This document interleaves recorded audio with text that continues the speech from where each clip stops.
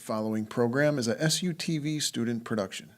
The views expressed are not necessarily those of Salisbury University, the University System of Maryland, its regents, administration, officers, employees, or representatives.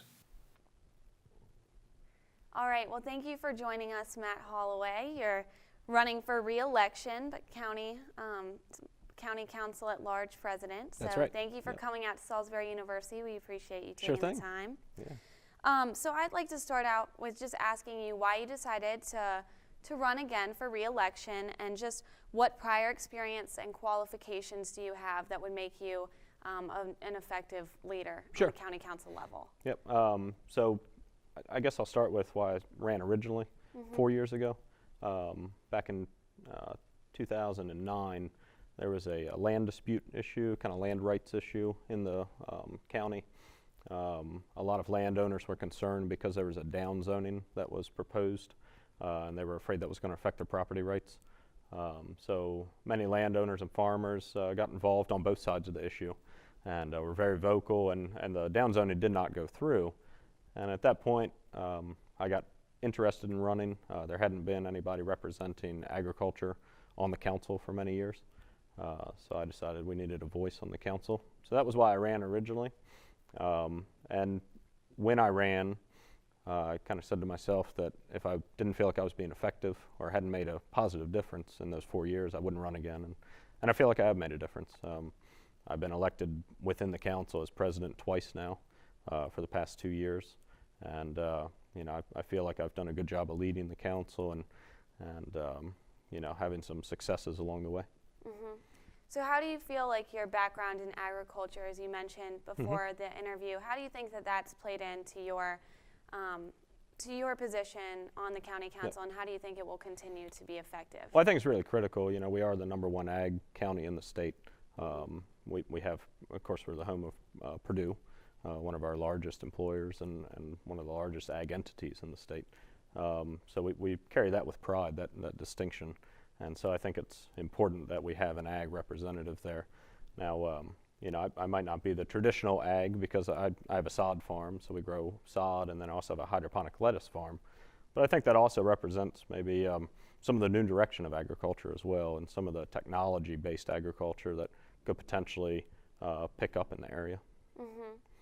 So if re-elected, how do you plan to communicate effectively and efficiently with other county council members or, even city council members? Well, that's, I guess over the past 4 years, that's one of the things that I'm most proud of is the relationships I've established, not only between the county council and the county executive.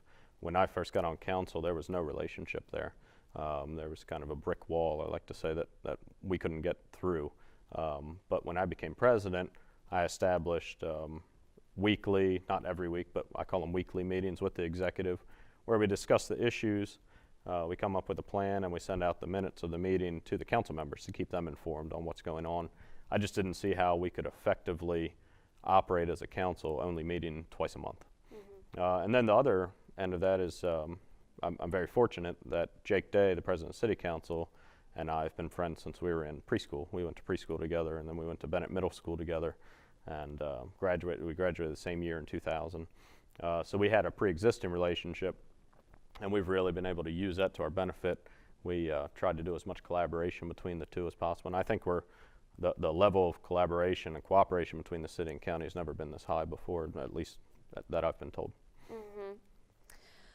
So as a college student, I'm obviously concerned about having a job after I graduate. Absolutely. How do you plan on the county council level to promote economic growth and to attract jobs and bring them here to Salisbury and all of Wicomico County? I think there's two paths there, and there's kind of the tried and true method of attracting a large employer to the area, and we've taken steps over the past 4 years to try to do that. We've eliminated the inventory tax in the county, or phased out the inventory tax. We've made the manufacturer's tax exemption automatic.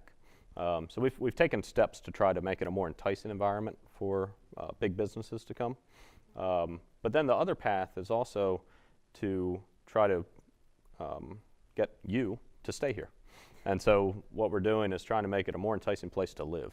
And that's really a collaboration with Salisbury, trying to get Salisbury University students, Warwick students, and UMES students aware of downtown Salisbury, make it a place where they like to be, where they want to be, and not just a place where they come to school and then leave. And if we can attract the students to stay, that's really in the spirit of entrepreneurialism, and to try to attract those people who are going to create those jobs, create those businesses, and then those expand into real job makers. I think that's one of the paths that hasn't really been stressed before, and I think that's something that we need to really focus on, and we're starting to do that.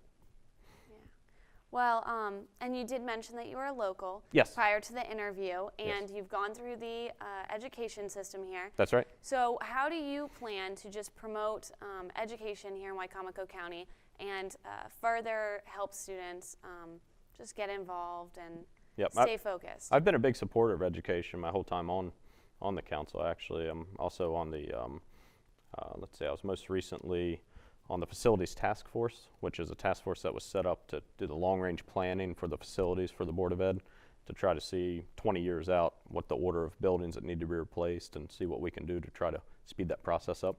I'm also a member of the School Building Commission. That's the commission where all plans for new schools or renovations come through before they go to the actual board to be implemented. So I've been very involved, and of course my mother was a teacher in the Wicomico County Board of Ed for 25 years, I think. So I've been a big supporter of it, and education is one of the top priorities. You've got public safety, you've got education. Those are kind of the top two. For me, it's also agriculture as well. But when you ask public officials, those are the top two, and they really rise above all else. I mean, the children that are coming up through that system are just like myself and Jake Day. We're the ones that are hopefully going to return here and lead the community one day. Well, you just briefly touched on some of the most important issues, but what do you think are the most important issues facing the county council at large? And briefly, how do you plan to address them? I think, I don't want to get down into too much of the dirty details here, but one of the main issues that we're facing is loss of our highway user revenues. Several years ago, when the recession began, the state decided to keep the highway user revenues. And those are revenues from taxes that we pay on every gallon of gasoline. That money used to go to the state, and then it was returned to the county based on the miles of road within our county. When they started feeling the effects of the recession, they kept that money to themselves and didn't return it to the county. So we lost around $7 million a year in revenue from the state, and that's how we ran our roads budget. That's how Public Works took care of the roads for us. Without that, there were several years where we didn't touch the roads. We didn't do paving, we didn't do tar and chip. We cut our maintenance crew down to one maintenance crew. So we really let some things fall apart, and we couldn't do anything about that. And that was prior to me getting on council, but even when I was on council, the money just wasn't there. So we need to really work with the state to try to establish a method for getting those highway user revenues back in some fashion. I don't know if we'll ever get the full amount back, but that's one of the main things that is impacting our way of life here. Our roads are in bad shape now. Over the past 2 years, we have taken money out of our fund, fund to pave some roads. And this year, I think we're going to be able to pave around 30% of the roads in the county, or treat them anyway. We won't be paving them all, but we'll be doing tar and chip on some of them. But that's a huge step in the right direction, but it's unsustainable. We can't spend fund balance to take care of our roads. We have to maintain a fund balance in order to maintain our rating at the bond agencies up in New York so that we can borrow the money to build the schools. So it's all interrelated, but it's a tough situation that we really need cooperation from the state to address. And that's the main thing that's really I see sticking out as a red flag right now. And then just for college students, how can they get involved with local politics on the county level? We have the city council here in Salisbury. Sure. But how can they get more involved and stay updated with just what's going on around Wicomico County? Well, we have a new website, which is a really nice website. It was just launched maybe 6 months ago, I guess.